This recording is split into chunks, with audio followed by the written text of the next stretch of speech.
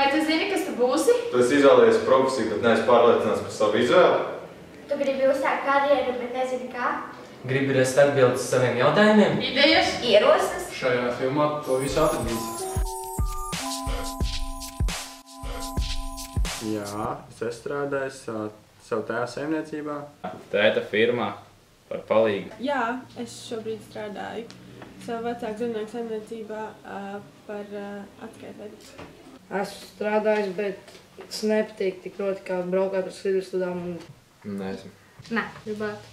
Tieši tajā jomā, kur gribētu arī strādāt. Par sētnieku. Strādāju bērndārzā. Bērndārzām bija dažādi saimnieciskie darbi. Bija arī iekštelpās. Bija arī diena, kad bija jāvartē bērni. Nebija labi, bet bija jāstrādājas. Naudu saņēma, patika. Darbs vasarā man ir bijis kopš 14 gadu vecuma. Līdz šim nē. Tas kartupeļu laukā strādāju. Drausmīgs darbs, nevienam neies.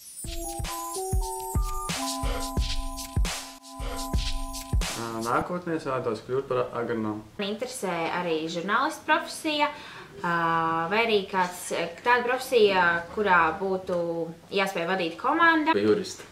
Par ekstrēmo skrituļslidotāju. Iešu uz medicīnas jomu, bet vēl neesmu pārliecināta tieši, kurā kategorijā došos.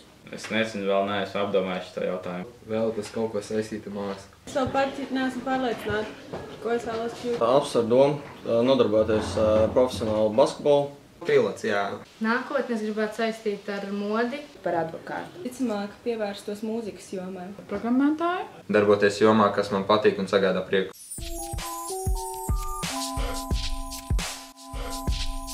Šobrīd es laikam izvēlos savas prioritātes, tā teikt, izvēloties eksāmeni, kuru es kārtošu, kā arī laikam ārpus stundu nodarbības.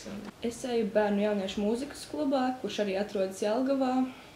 Un, manuprāt, tur var iegūt diezgan labu izglītību.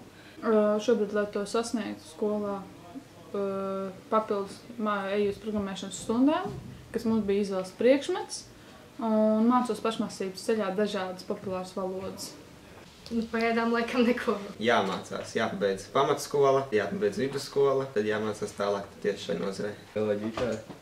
Pašlaik es intensīvi nodarbojos un iesaistos savu tēva saimniecībā. Es trenējos vieglatletikā. Brīdi arī mēģināju strādāt par skolotāju. Uz treniņiem.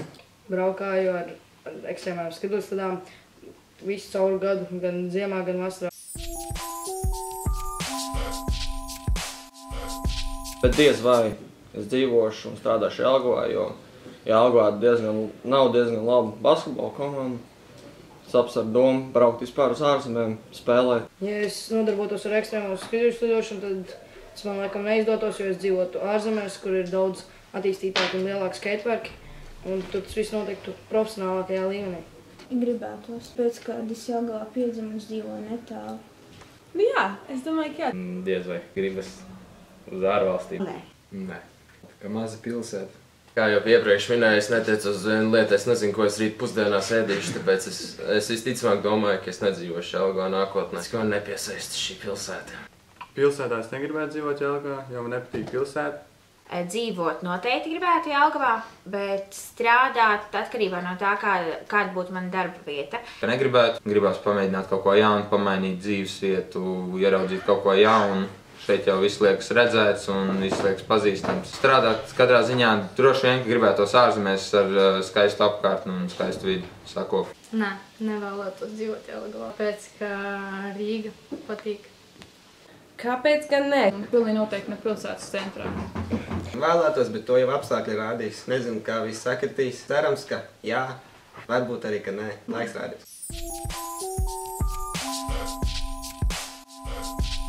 Pēc 10 gadiem ir grūti pateikt, jo patreizējais mūsu dzīves ritms ir tik ātrs, tik steidzīgs, ka grūti iedomāties, kas varētu būt, kas varētu mūs sagaidīt, kādas attīstības tehnoloģijās un komunikācijās, informācijas apritē, jo 10 gadu apkārt es vēl tiešām nebija gatavs domāt, ko jau šodien mēs varēsim iegūt un ar ko mēs šodien varēsim rēķināties. 23 gados jau vajadzētu tā kā veikt augstskolu, vai ne? Ja viņi izdarīs savu pareizo izvēli jau šajos gados, jau īstenībā, ja? Jau šajos gados, tad viņi paliks Latvijā. Bet jāsaprot kas tev vairāk patīk. Un ja tu darīsi dzīvē to, kas tev vairāk patīk, tad arī citiem patiks tas, ko tu dari. Jūsu laikos, lai izdarītu izvēli, vajadzētu pēc iespējas vairāk apmeklēt uzņēmumus un paskatīties, kā top lieta.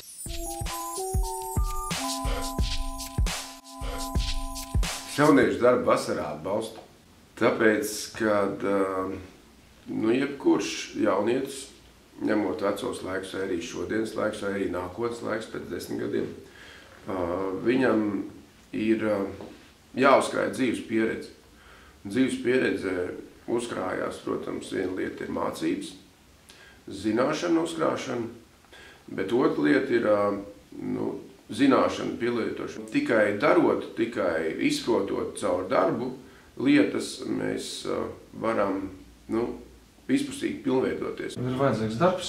Pirmkārt, lai jaunieši disciplinētu. Jaunieši dara pats savus bērnus, viņi strādāja arī šeit. Jā. Nedomājiet, ka jūs aiziesiet uzņēmumā un jūs tulītās tiksiet pie priekšniekiem vai pie datora. Ja? Pa priekšu jums vajag pierādīt sevi, kad jūs esat tam uzņēmumam vajadzīgi. Galvenais ir, lai tas jaunietis gribētu. Ja tas cilvēks nāk kā balta lapa, tad tu vari rakstīt viņām. Viss ražošanas šeit vadītājs atnāca kā vienkārši galdnieks strādnieks, un viņš saka, vai es drīkst? Pastāv pa galdnieku, viņš apliecinājis sevi, viņš saka, bet vai es drīkst paņemt to vienu brigādi, vadīt? Mēs izdarīsim vairāk. Es saku, labi, pamēģini. Viņš pamēģināja, viņš tiešām izdarīja divreiz vairāk. Tad es zinu, kad viņam var uzticēt tālāk.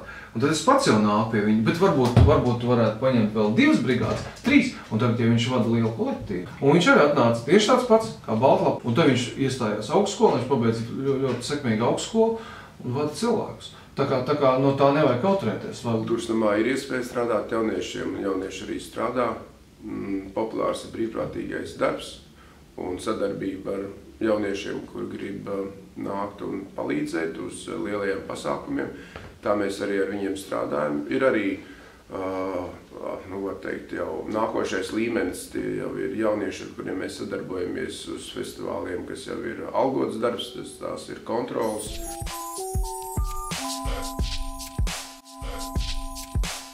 Man uzņēmumā ir dažādāki posteņi. Teiksim, lai sāktu strādāt par,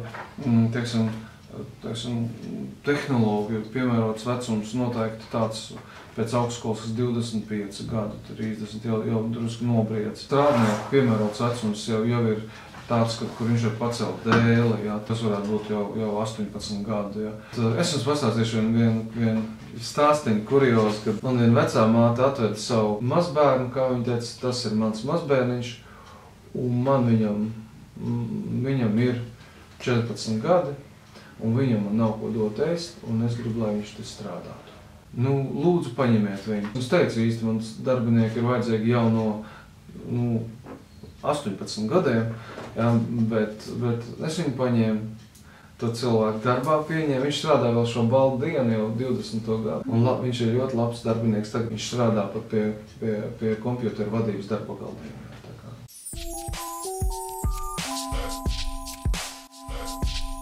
Es visiem postulēju 3 lietas, ko es sagaidu no cilvēka vispār, ka viņš atnāk uz mūsu uzņēmumu. Pirmā lieta, tā ir pazemība. Otrā lieta, tā ir godīgums. Un trešā lieta, tā ir gudrība. Gudrība ir spēja pielietot savu zināšanu. Gudrība nav tā, ka tu esi baigi gudrs, ka tu esi iemācies daudz formulas. Gudrība ir tā, ka tās formulas pielietot. Tad neviens nezina, kas jums ir iekšā, pirms jūs nesākat kaut ko darīt.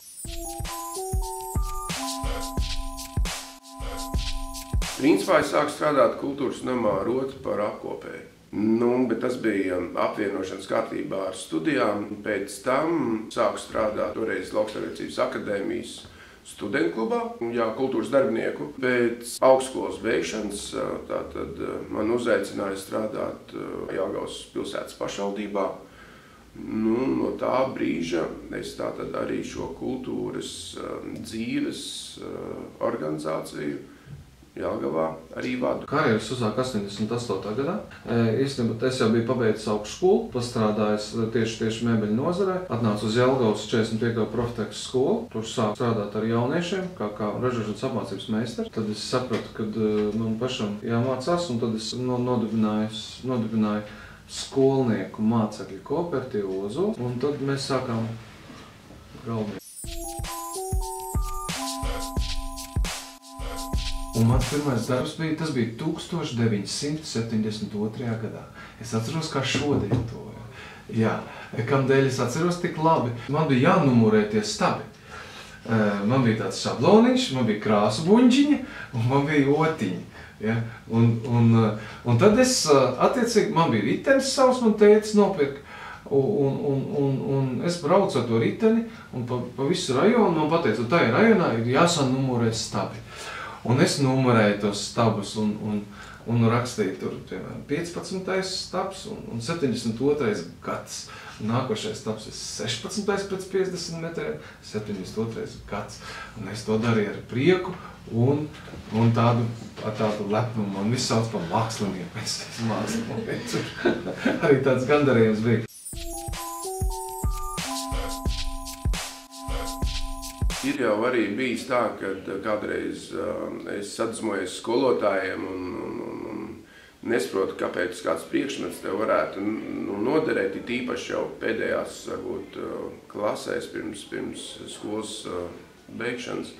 Nevar saprast, kam tas tev varētu noderēt, un, protams, atceros arī, ka skolotāji teikuši, viss dzīvē nodar, jo viss šīs zinības, ko mēs jums dodam, tās ir priekš jums, lai jums vieglāk dzīvē arī klātos, lai jūs arī varētu atrast, lai jūs dzīvē varētu daudz ko panākt. Un atskatoties uz skolas gadiem un to iegūto un arī atceroties, ko teica skolotāji, tad viņiem, protams, bija 100% taisnība.